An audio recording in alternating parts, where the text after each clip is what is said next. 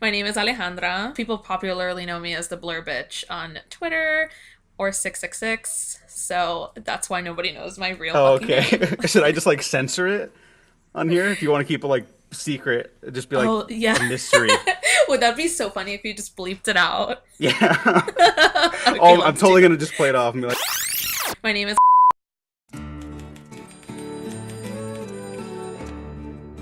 Hello. This is the music editor at Rolling Stone magazine. This is William Miller. Yes, it is. I think you should be writing for us. oh my god, that's I didn't know that was your real name. That's such a great name, and I'm glad that I know it. And nobody else does. Yeah, and nobody else. So thank you for joining me today. We've been Twitter mutuals for I don't even know how long. We just kind of started talking and hanging out on Twitter. I don't even know how it happened, but it's been a long time now. It's been maybe over a year. Yeah, and you're one of the better people on the website. You're always you always have good perspective on film and life, and you're never obnoxious, which is also a good thing. It's a problem Oh, I wow. have with myself. So You're not obnoxious, actually. You're one of the funnier and like more witty people that I follow. It's great. thank you very much. I have to disagree, but thank you. And I asked you to come on the show because of all those reasons and more. And you brought a film that is very close to my heart. Cameron Crowe's Almost Famous. Yes, my favorite movie of all time. And I just wanted to ask, why is it your favorite movie? Before we start talking about the movie as a whole. And I was going to ask why you brought it on, but that's kind of like, we know now. It's your favorite movie. Well, it is my favorite movie of all time because it is a perfect amalgamation of everything that I love. I love rock and roll, I love music journalism, I love Philip Seymour Hoffman, and I love film, and I love Cameron Crowe. So it is just the perfect equation for me. And also, I just find that there's like a lot of like heart in this movie, and I think it really understands passionately being in love with music. And yeah, that's why it's my favorite movie. Those are good reasons. I have Thank some you. Cameron Crowe blind spots, specifically Okay. before this movie. All of my experiences with Cameron Crowe are like after this movie, and I think generally the reception to those films have been less positive. I don't know if you caught Aloha. Oh, yeah, he doesn't.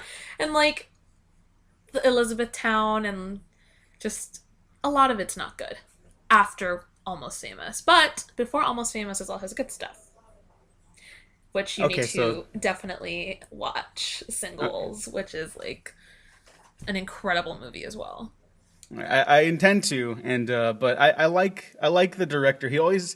He wears his heart in his sleeve. Like I think that's the big problem with his stuff after this.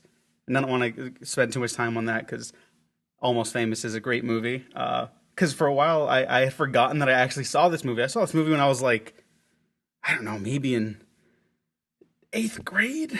I don't know. I Oh, was a wow. youngling, and I saw it with my dad actually, and it was on TV. So I think maybe some stuff was censored out. But I remember just falling head over heels in love with it, like I hadn't for a lot of movies at that time.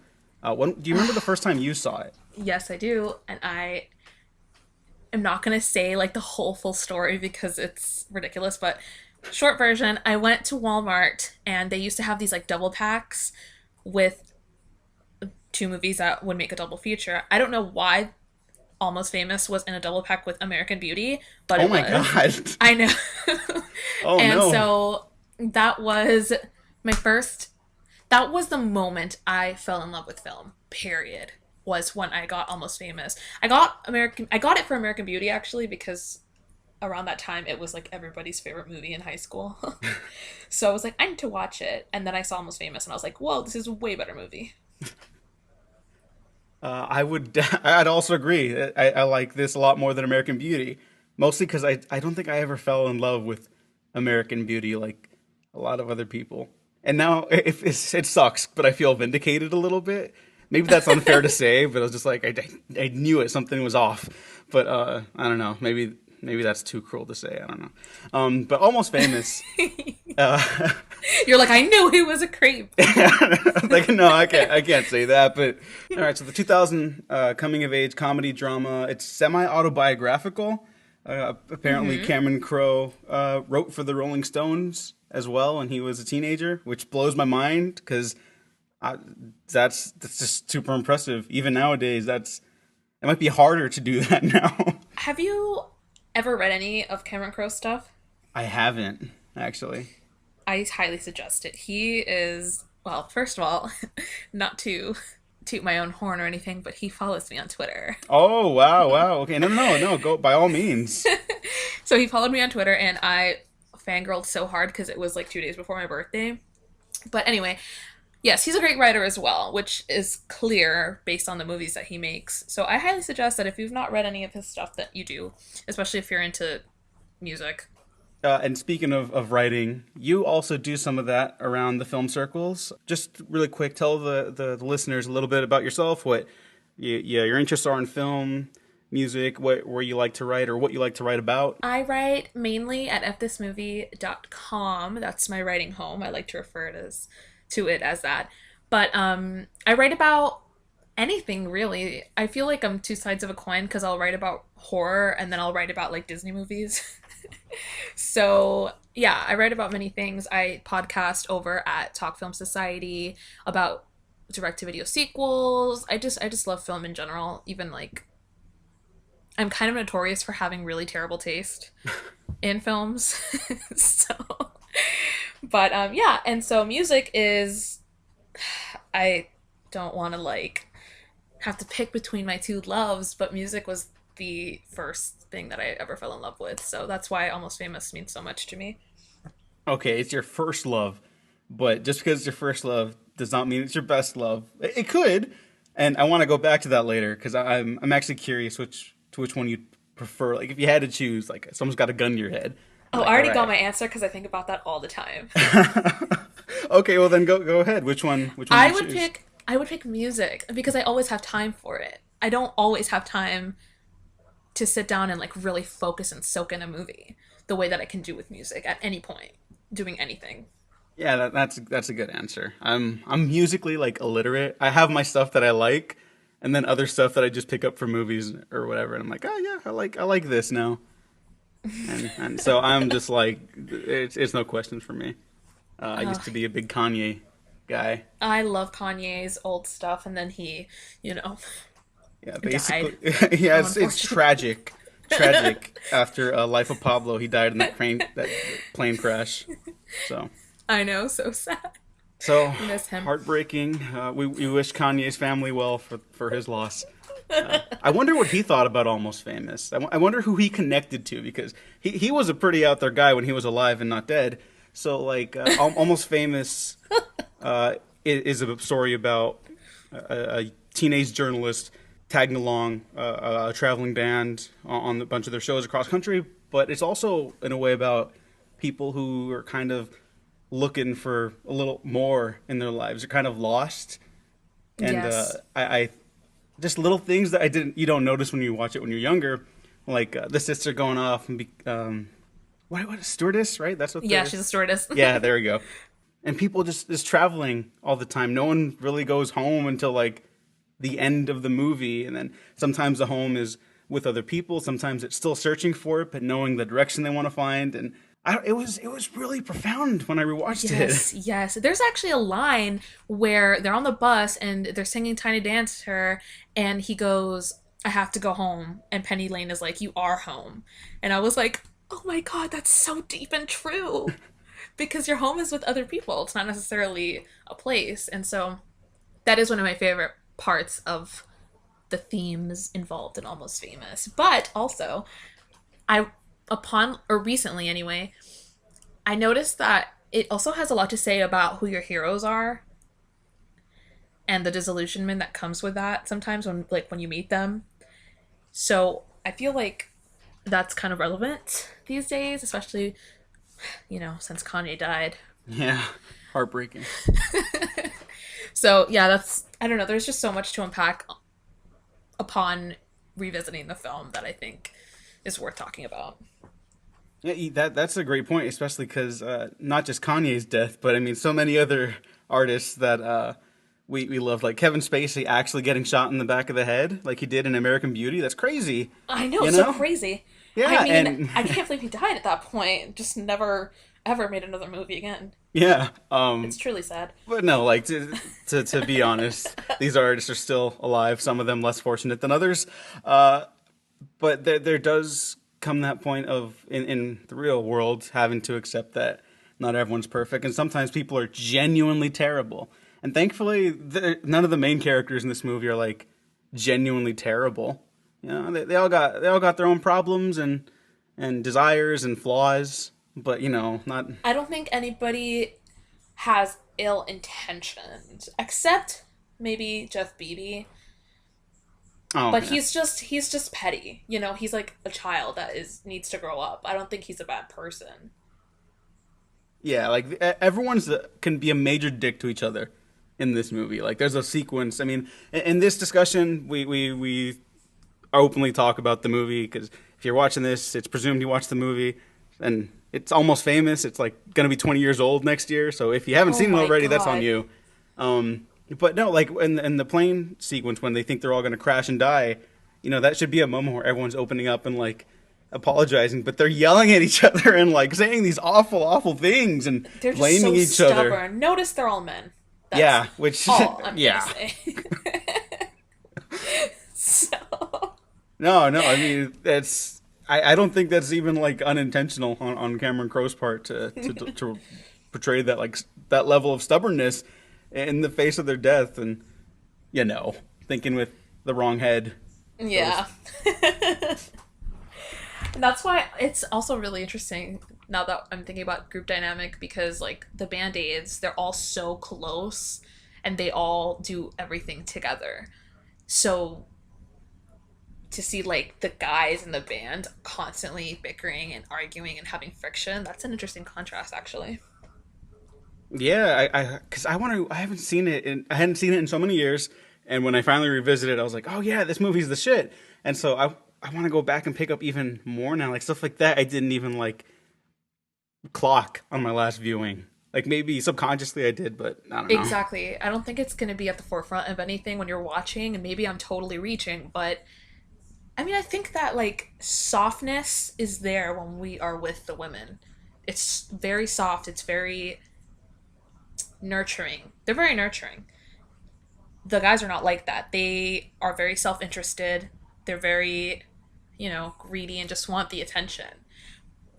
Penny, I feel like she's kind of an exception because she does use him to get closer to Russell, but, we do see her arc, and I feel like that justifies her shitty behavior.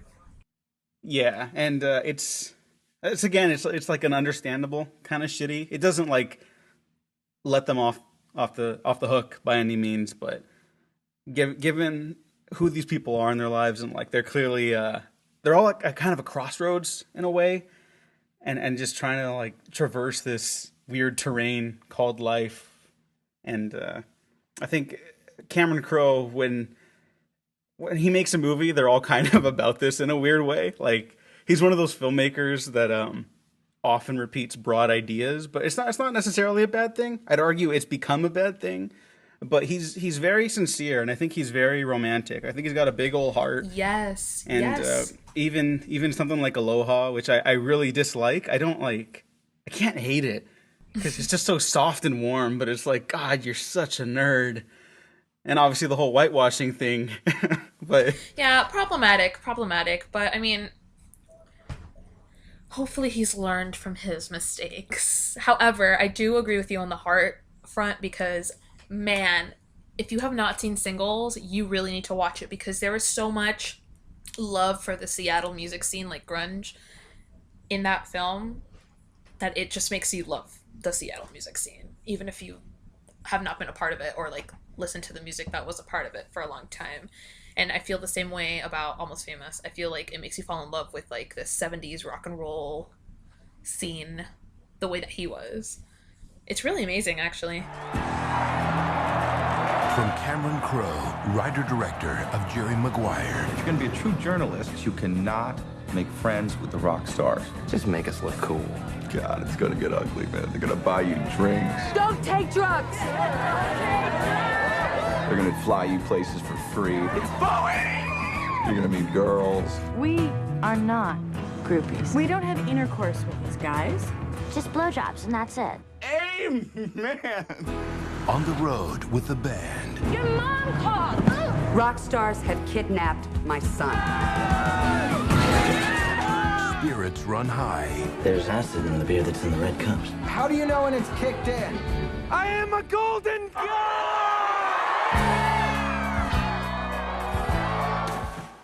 Yeah, it has that effect on you. Like, you want to go look up more bands from this era and be like, okay, what else did I miss? Like, what else can I get from this experience? Because he's one of those filmmakers whose romantic interests in the film, less so than characters, although it's definitely there in the characters too, it really like kind of wraps you up in it. And so you end up being like William and getting wrapped up in the band and like their exploits and stuff. And I have to give a shout out, now that I mentioned William, to my friend Christian Rainwater, because he looks just like William Miller, especially in high school. Yeah, so we always called him Almost Famous. That's amazing. Yeah, he's off making, I don't know if I could say, it's nothing like top secret or anything. I just don't know if he wants me saying his job on here, but I'm proud of him and I miss him, and I will see you at the reunion. It's so vague.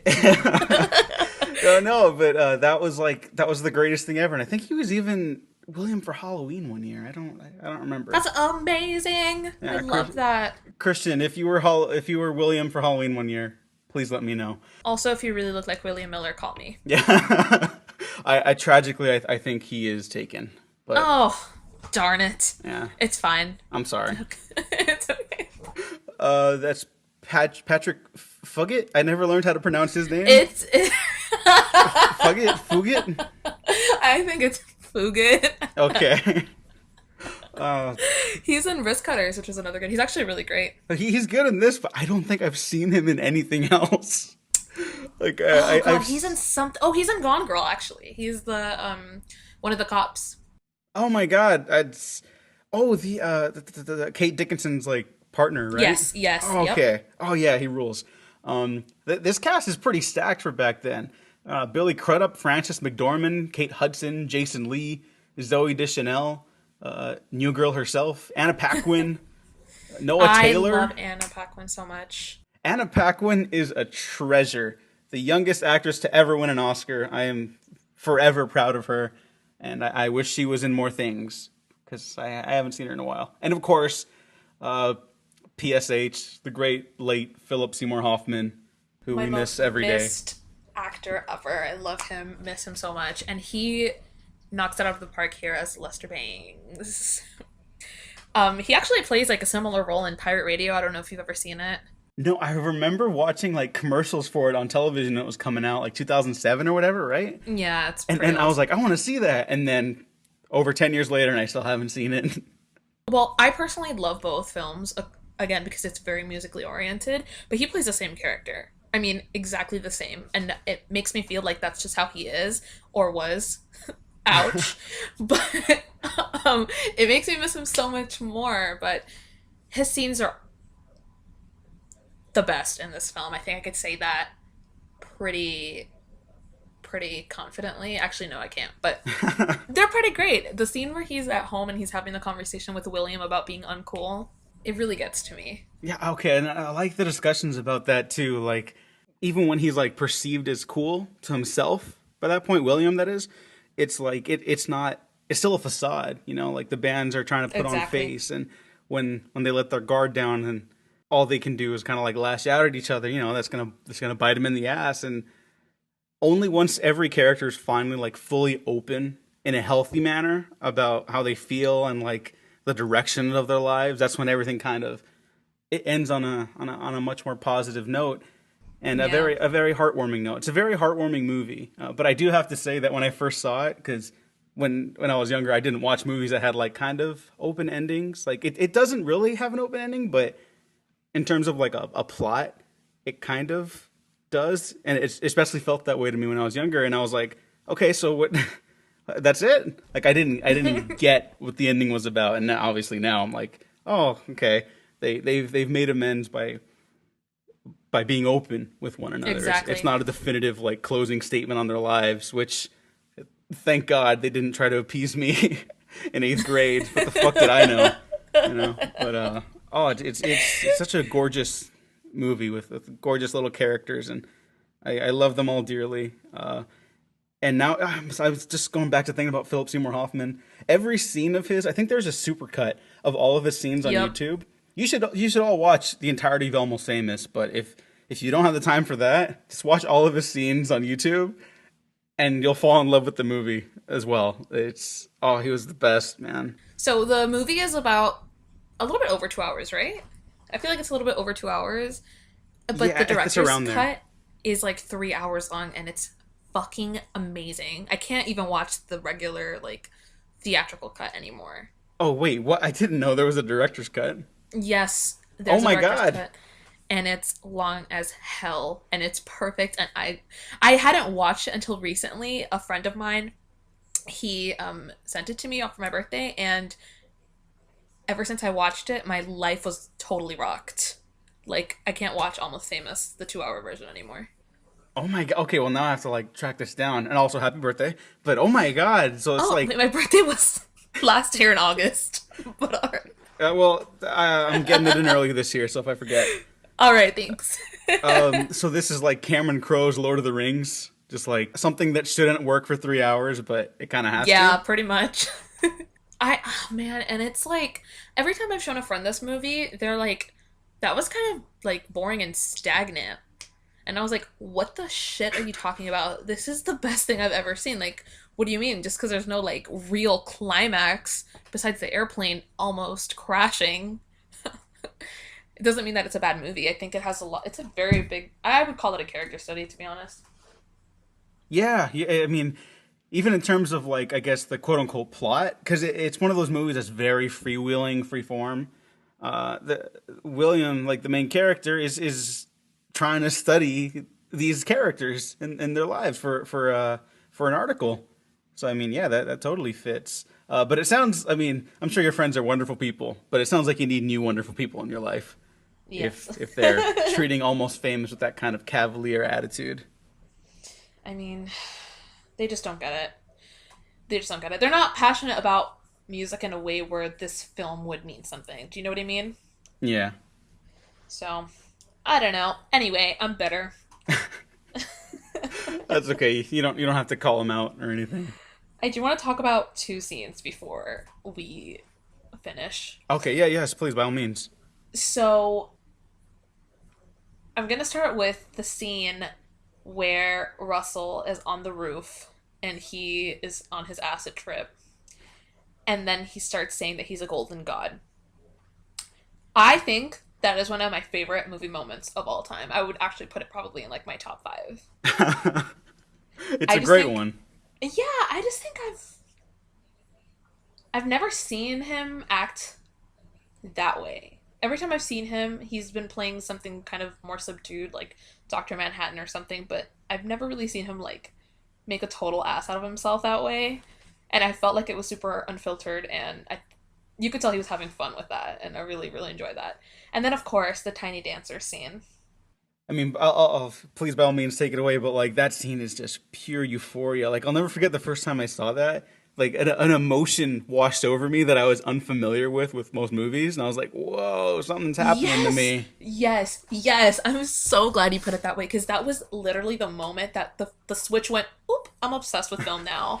Like, I felt something in that moment that seriously brought me to tears the first time I saw it because it has a lot to say about the unifying power of music, but also just the way that it was shot and like filmed. It felt so warm, and now every time I listen to Tiny Dancer, I feel overwhelmed with emotion. I can't even handle it. Sometimes I have to pull over. Just kidding, but still. It's so good. Like, I don't even understand where the magic... I can't put my finger on where the magic really happens in that scene. Yeah, that's a perfect just like collection of like events and staging and acting and framing. Like it's a perfect movie scene. That's definitely my favorite scene in the movie, and I wanna just praise it till the day I die. But I also love the "I am a golden god" scene, and yeah, let Billy Crudup be a weirdo once in a while because Exactly. he doesn't get that opportunity. I think the last thing I saw him in was like Alien Covenant. He just like dies. I mean, I love that movie, but he doesn't do a lot. So change that universe. Exactly. He looked like he played. Man, Russell's a good character. He also has a really good arc that is, of course, inspired by a woman because men don't have normal arcs. No, totally joking. But I don't know. You might be onto something. I might be onto something, but anyway, that's for my thesis paper eventually. Oh, okay. No, totally joking. But no. You said I have audio proof. Oh gosh. So now you got to write it. Disclaimer: I love men. If you follow me on Twitter, you will know that. Just saying. But for jokes purposes, and also seriously, like no, but like real talk, she does inspire and influence his arc in this film. Because he doesn't even change really until the very last moment where she gives him his address instead of her own address. Yeah, that's true. And the fact that for his own like sense of like posterity and like the quote unquote look of the band that he would lie to Rolling Stone about the article that Will sent, even though it was just a kid who like looked up to him, and just wanted to like also just be close to him like as a friend, but also like just do his job. That he would fuck over a kid is like spoke volumes about his character, but it also speaks volumes, that he would turn around and acknowledge that no, he lied, the kid did his job, and now they get to have to face to be truly open with one another, no holds barred, and that is such a beautiful like mark for I don't think just Cameron Crowe's career, but like male intimacy, romantic and otherwise, is so rare in movies. Like I love my big beefy fucking commando as much as the next guy, but this is just so uncommon still. Which is kind of also, this is kind of a sidetrack, but your bio on Twitter is about Bad Boys. And that's another movie that really does male intimacy really well. Ironically, because it's Michael Bay. But yeah, like that movie is everything in the best and worst ways. And I want to write a book on it one day. I have enough material, but that's thank you for the shout out on that. But yes, I think that the male intimacy aspect in this film is definitely, Cameron Crowe does that pretty well though. And I think he kind of explores that through the vessel of a band, because he does the same thing in singles, I would argue. Which I still have to watch. And I think you said it best though, that the movie in a way is ultimately about like the unifying power of music and how it brings people together and it lets people express their best selves. And I don't know, I feel like I want to end this on a positive note, on a high note, and I don't know anyone better to do so than you because it's your favorite movie. So are there any final thoughts you have about Almost Famous? Yeah, I just don't want to cry. Innocence runs wild. Let's deflower the kid. We need this story in 4 days. Your time has come. And there's more to write home about. Can I speak with William, please? Is this Marianne with the pot? Than the music. What do you love about music? To begin with? Everything. I think Almost Famous is a perfect film through and through. And I'm saying this as someone who is completely unbiased because I fell in love with it the first minute I saw it before I even knew anything about, who directed it or who these actors were or anything. So I think even if you don't totally love music or you're not passionate about it the way some people are, I think you could still appreciate how the relationships are built in this film and the arcs that they all have. And also the costumes are amazing. Oh yeah, they should have won awards. I don't know if they did, but they should have. But yeah, I think, every time you watch it, you're going to think of a different message it's trying to give you. And I think Cameron Crowe does that really well. And this movie means fucking everything to me. I could watch it every single day. And yeah, everybody should watch it. Thank you for joining me. It was a pleasure having you on for the first time. Thank you. You're welcome back. Doors open always. Where can the people find you online?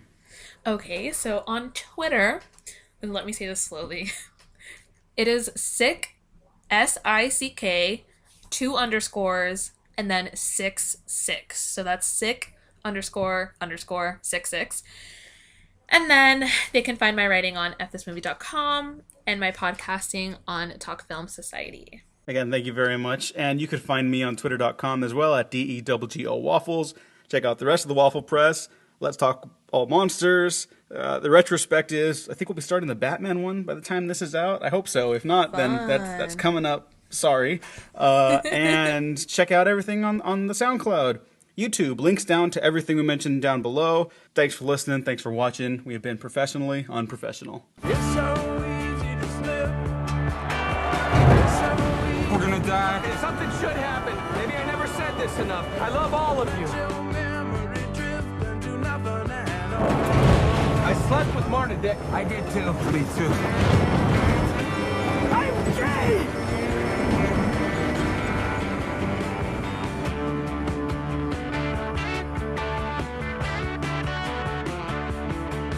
Don't you have any regular friends? Famous people are just more interesting.